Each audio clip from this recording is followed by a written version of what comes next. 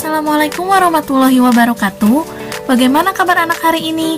Semoga sehat selalu dan tetap semangat ya. Pada kesempatan kali ini kita akan belajar mengenai tema 2, yaitu selalu berhemat energi, subtema 1, sumber energi. Adapun materi yang akan kita pelajari hari ini adalah yang pertama, yaitu sumber energi. Submaterinya yaitu mengenai macam-macam sumber energi dan manfaatnya. Materi yang kedua adalah pelaksanaan kewajiban dan hak. Submateri yang akan kita pelajari, pelaksanaan kewajiban hak dalam memanfaatkan sumber energi pada kehidupan sehari-hari. Simak videonya dengan baik ya. Materi pertama yaitu sumber energi. Kita akan mulai belajar mengenai macam-macam sumber energi dalam kehidupan. Hal ini akan membuat kita lebih mengerti dan bijak dalam memakai beragam sumber energi dalam kehidupan sehari-hari. Macam-macam sumber energi. Yang pertama yaitu energi matahari, kedua energi air, ketiga energi angin, keempat energi listrik, kelima minyak bumi. Sumber energi yang pertama yaitu matahari. Matahari menghasilkan energi panas dan juga energi cahaya.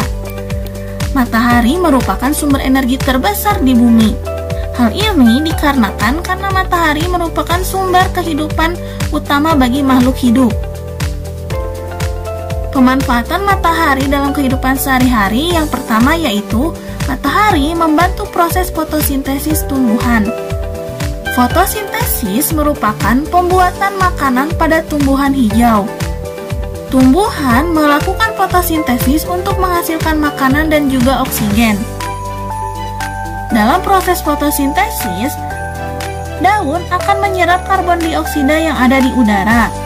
Kemudian akan diolah menjadi karbohidrat dan juga oksigen dengan bantuan sinar matahari.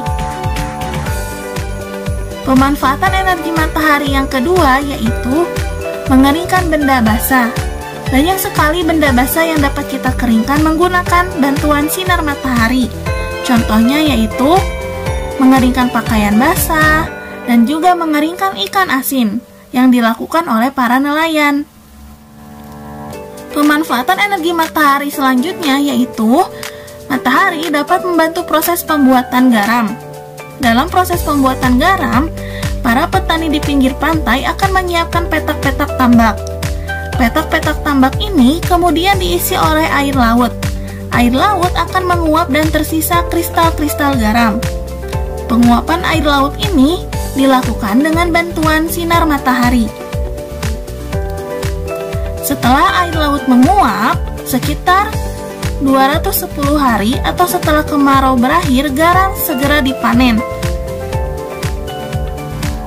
Pemanfaatan matahari yang keempat yaitu matahari dapat menjadi sumber pembangkit listrik, yaitu menggunakan panel surya. Panel surya akan menangkap sinar matahari, kemudian akan diolahnya menjadi sebuah listrik. Pemanfaatan selanjutnya yaitu membantu pembentukan vitamin D. Ini dilakukan agar tulang kita menjadi kuat.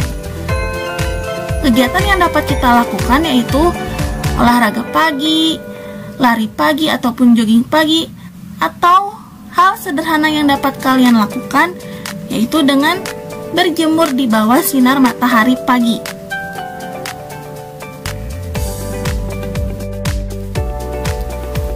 Sumber energi yang kedua yaitu air. Air merupakan salah satu sumber energi. Tubuh kita membutuhkan air untuk beraktivitas. Tidak hanya manusia, tumbuhan dan hewan juga membutuhkan air. Selain diminum, air juga dapat digunakan untuk memasak, mencuci, mandi, dan lainnya.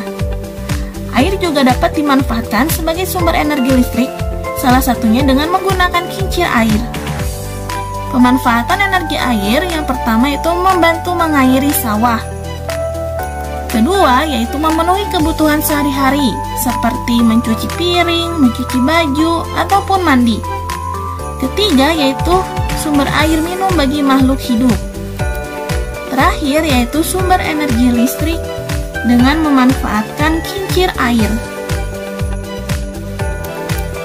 Sumber energi selanjutnya yaitu angin. Angin dapat dimanfaatkan oleh manusia untuk membantu aktivitas sehari-hari. Yang pertama, angin digunakan manusia untuk membantu mengeringkan pakaian. Kedua, angin digunakan untuk membantu nelayan menggerakkan perahu layar ke tengah laut guna mencari ikan. Ketiga, yaitu angin digunakan sebagai sumber energi listrik. Dalam hal ini, angin dimanfaatkan untuk menggerakkan baling-baling dari kincir angin. Menggerakkan baling-baling kemudian akan menghasilkan sebuah energi listrik. Sumber energi selanjutnya yaitu energi listrik. Energi listrik merupakan salah satu sumber energi yang banyak digunakan di sekitar kita. Listrik merupakan sumber energi yang membantu kita melakukan aktivitas sehari-hari. Dengan adanya energi listrik, kita dapat menyalakan lampu, televisi, radio, setrika, dan masih banyak hal yang lainnya. Kita semua berhak mendapatkan listrik. Kewajiban kita adalah menghemat penggunaannya. Sumber energi selanjutnya yaitu minyak bumi. Kita sebagai warga negara mempunyai hak untuk memanfaatkan minyak bumi dalam mendukung aktivitas sehari-hari. Namun, di sisi lain, kita juga mempunyai kewajiban untuk menghemat penggunaan minyak bumi.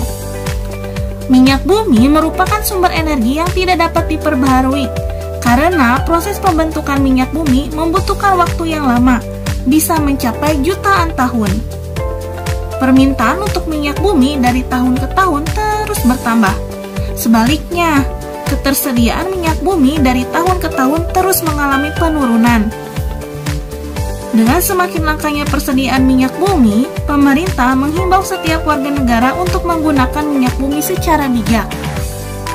Adapun penggunaan minyak bumi dalam aktivitas sehari-hari, salah satunya yaitu sebagai bahan bakar kendaraan, berupa bahan bakar kendaraan motor, mobil, pesawat, maupun kapal laut. Sekarang kita lanjut pada materi yang kedua, yaitu pelaksanaan kewajiban dan hak. Pelaksanaan kewajiban dan hak dalam memanfaatkan sumber energi pada kehidupan sehari-hari.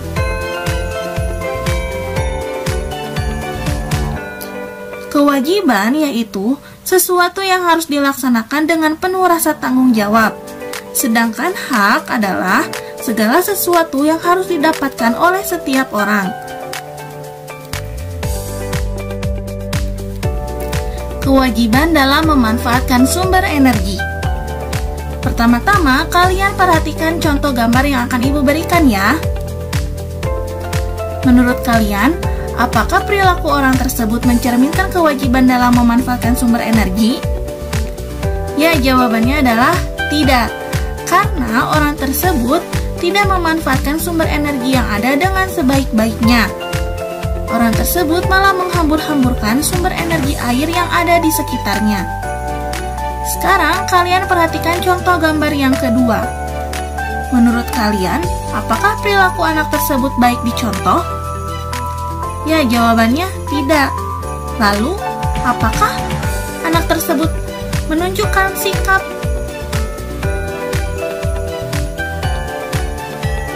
Lalu, apakah anak tersebut mencerminkan kewajiban dalam memanfaatkan sumber energi? Ya, jawabannya tidak. Karena anak tersebut menyalakan televisi ketika dia sedang tidur. Sebaiknya ketika kalian tidur, maka segala alat elektronik dimatikan terlebih dahulu. Kewajiban yang dapat kalian lakukan dalam memanfaatkan sumber energi diantaranya adalah yang pertama yaitu menggunakan energi secara bijaksana. Kedua, memastikan penggunaan energi secara efisien dan efektif. Ketiga, yaitu matikan alat elektronik seperti komputer, air, lampu, dan juga televisi jika sudah tidak digunakan. Dan gunakan setrika listrik sesuai dengan kebutuhan.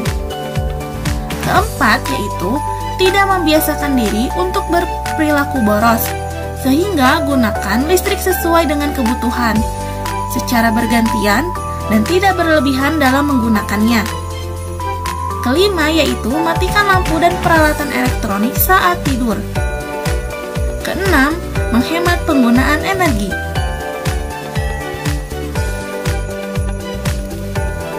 Hak dalam memanfaatkan sumber energi. Perhatikan contoh berikut. Dalam contoh, terlihat bahwa setiap orang berhak menggunakan sumber energi yang ada, tidak terkecuali. Setiap orang berhak untuk minum, menggunakan air, maupun menggunakan listrik di rumahnya.